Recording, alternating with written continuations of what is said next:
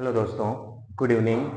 On thoughts study point की geography class में आपका स्वागत है। तो देखिए, हम पढ़ रहे थे राजस्थान के भौतिक प्रदेश और इसमें हमने जाना था लास्ट में कि भौतिक प्रदेश राजस्थान में जो भौतिक प्रदेश है कितने भागों में इसको बांटा गया है, राजस्थान के कितने जिले इसमें सम्मिलित है। और हमने ये जाना था 12 जिलों में इस थार मरुस्थल का क्या है, विस्तार है। कितने जिलों में? 12 जिलों में थार मरुस्थल का विस्तार है। उससे आगे हम अब पढ़ते हैं जो विस्तार है राजस्थान में, जो इसका विस्तार है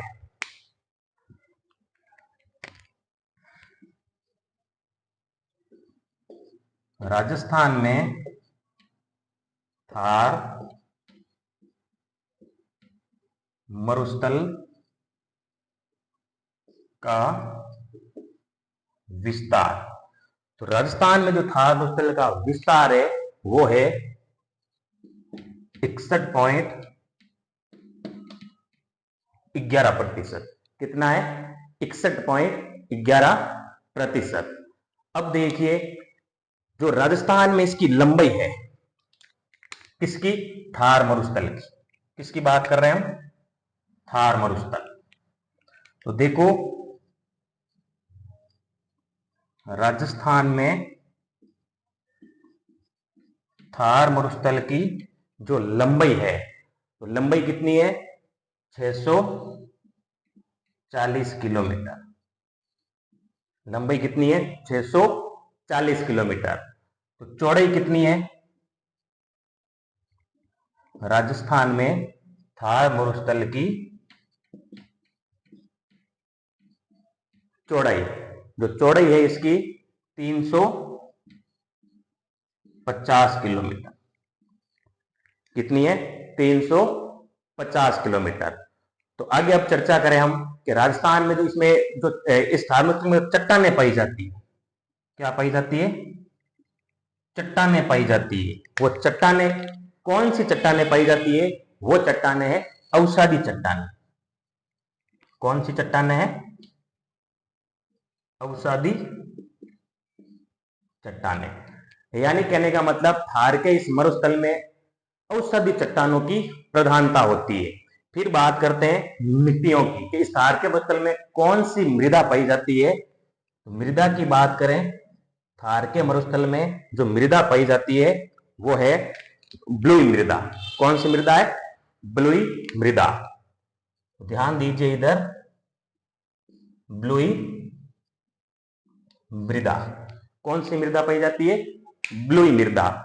अगर इसी मृदा का वैज्ञानिक वर्गीकरण है, वैज्ञानिक वर्गीकरण के हिसाब से कौन सी मृदा पाई जाती है? वो पाई जाती है एंटीसोल और एरिडोसोल्स। एक बार स्क्रीनशॉट ले लीजिए।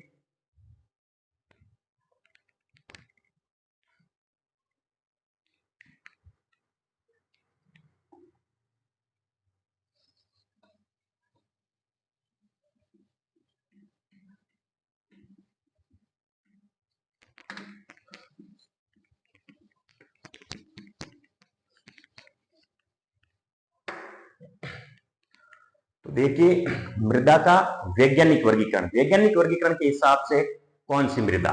तो देखिए,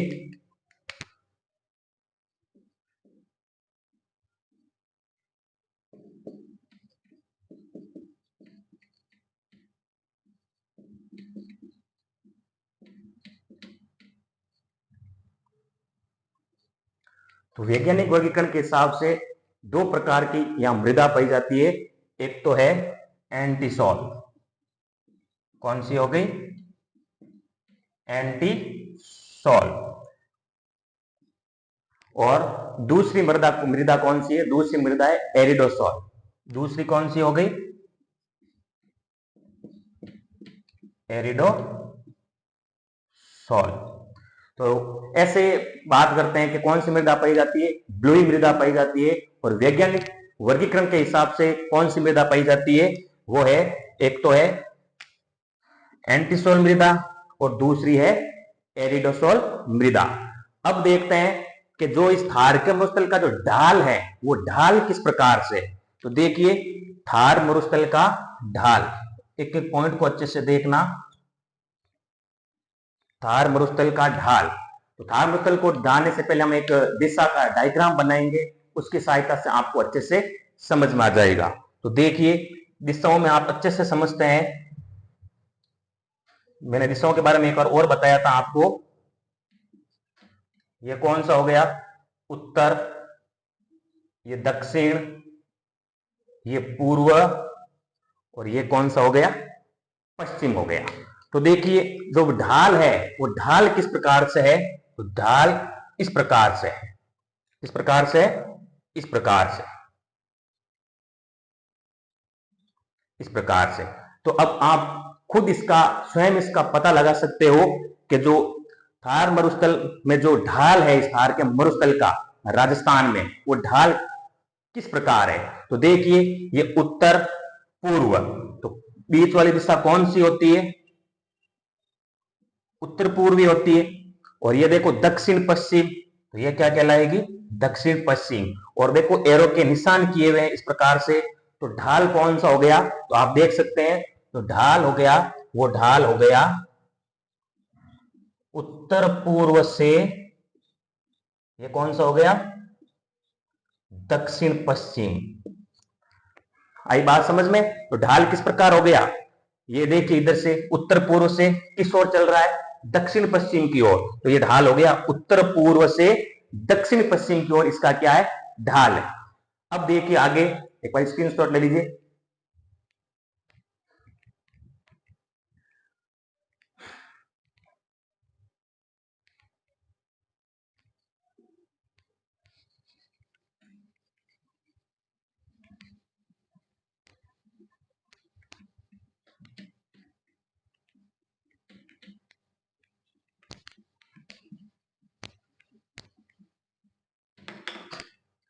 अब देखिए, क्षेत्रफल की दृष्टि से राजस्थान का सबसे बड़ा भौतिक प्रदेश कौन सा है? क्षेत्रफल की दृष्टि से, क्षेत्रफल की दृष्टि से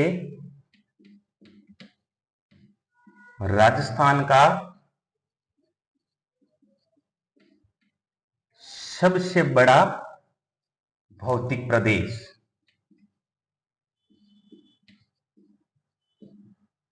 सबसे बड़ा भौतिक प्रदेश तो कौन सा हुआ?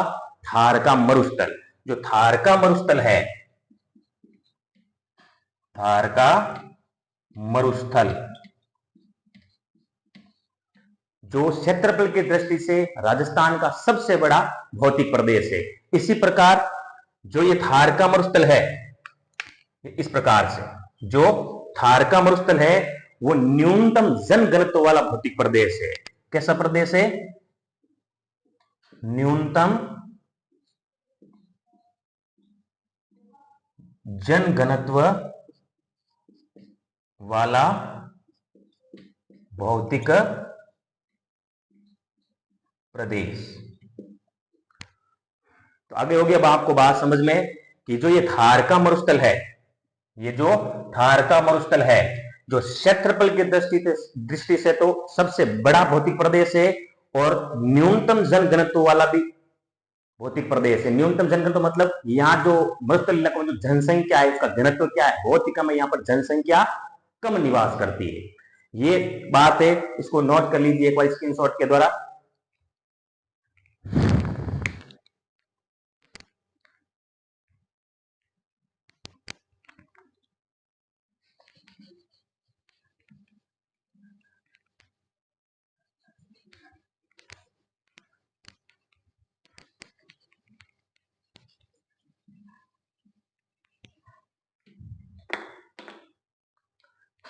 अब देखिए, इस थार के मरुस्थल को कितने भागों में बांटा गया है? यानी कहने का मतलब, इसको अध्ययन की दृष्टि से, अध्ययन की दृष्टि से थार के मरुस्थल का विभाजन,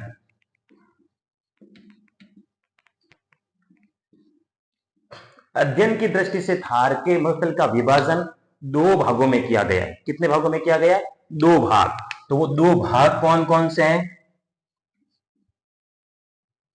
वो दो भाग कौन कौन से हैं, यानी कितने भागों में किया गया है? दो भागों में। वो दो भाग कौन कौन से? एक तो है शुष्क मरुस्थल और दूसरा है अर्ध शुष्क मरुस्थल। तो पहला कौन सा हो गया? शुष्क मरुस्थल। और दूसरा कौन सा हो गया?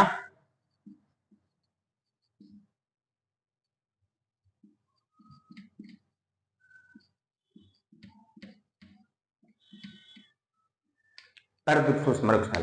तो सबसे पहले आपको यही ध्यान रखना है कि अध्ययन की दृष्टि से इस मरुस्थल को दो भागों में बांटा गया है। एक तो हो गया शुष्क मरुस्थल और दूसरा कौन सा हो गया? अर्ध शुष्क मरुस्थल। अब हम इसको एक एक को पढ़ेंगे। सबसे पहला पढ़ेंगे अर्ध शुष्क मरुस्थल, सॉरी, सबसे पहले पढ़ेंगे अपन नंबर एक भाग शुष्क मरुस्थल। कौन सा भाग पढ़ेंगे? शुष्क मरुस्थल। और दूसरा वाला भाग कौन सा पढ़ेंगे? अर्ध शुष्क मरुस्थल। तो चलिए सबसे पहले हम शुष्क मरुस्थल के बारे में पढ़ते हैं। तो देखिए शुष्क मरुस्थल, अब इस शुष्क मरुस्थल का जो विस्तार है, इस शुष्क मरुस्थल का विस्तार कितने जिलों में है कि इस शुष्क मरुस्थल का विस्तार? तो शुष्क मरुस्थल का जो विस्तार है वो 3 जिलों के अंतर्गत माना जाता है। वो 3 जिले कौन कौन से हैं? एक तो हो गया जैसलमेर, दूसरा कौन सा हुआ? दूसरा हो गया आपका बाड़मेर। दूसरा कौन सा हो गया? बाड़मेर। तो दूसरा हो गया बाड़मेर और तीसरा हो गया जोधपुर। तीसरा कौन सा हो गया? जोधपुर। तो ध्यान दीजिए शुष्क मरुस्थल का जो विस्तार है जैसलमेर, बाड़मेर और जोधपुर जिलों के अंतर्गत है। अब शुष्क मरुस्थल को वापस कितने भागों में बांटा गया है इसकी चर्चा भी हम करते हैं। एक बार स्क्रीनशॉट ले लो।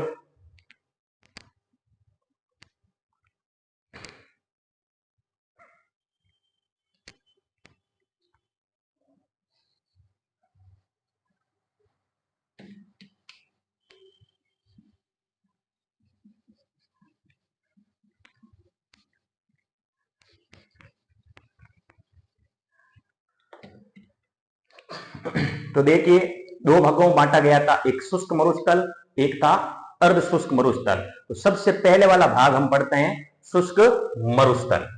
पहला भाग कौन सा है? शुष्क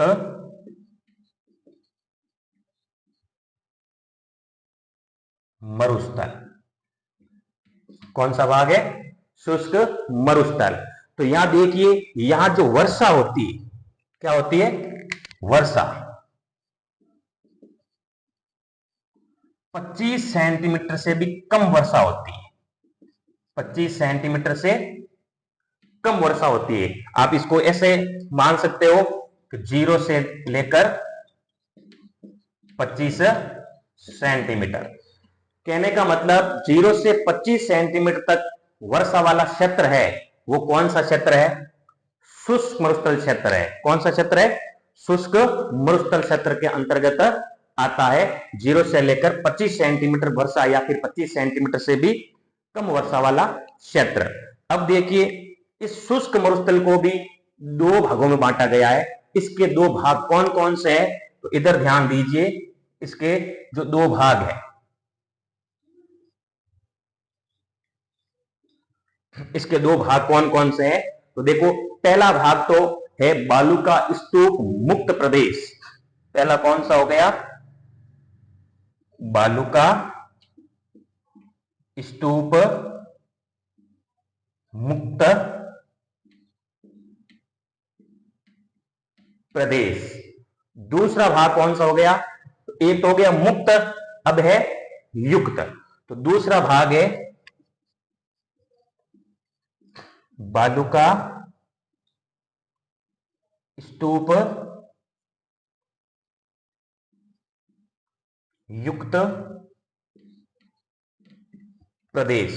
तो देखिए शुष्क मरुस्थल को वापस दो भागों में बांटा गया है। एक तो बालू का स्तूप मुक्त प्रदेश और एक है बालू का स्तूप युक्त प्रदेश।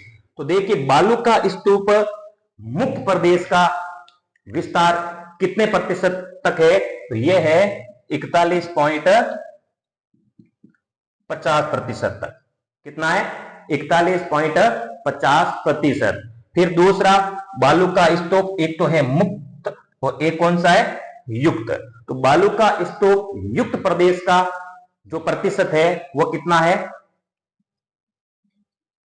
58.50%। कितना हो गया? 58.50%। तो अब ध्यान दो, वापस नंबर 1, अब इसको वापस हम नंबर 1 बालू का स्तूप मुक्त प्रदेश पढ़ेंगे। फिर दूसरा कौन सा पढ़ेंगे? बालू का स्तूप युक्त प्रदेश पढ़ेंगे। इन दोनों को भी वापस हम सीक्वेंस में पढ़ेंगे कि नंबर 1 बालू का स्तूप मुक्त प्रदेश और दूसरा कौन सा हो गया? बालू का स्तूप युक्त प्रदेश। तो इसके बारे में जो जानकारी दे रहा हूं, नेक्स्ट वीडियो आप देखते रहिए और इस वीडियो को वापस अच्छी प्रकार से करेंगे। इस चैनल को लाइक एंड सब्सक्राइब करते रहिए। धन्यवाद।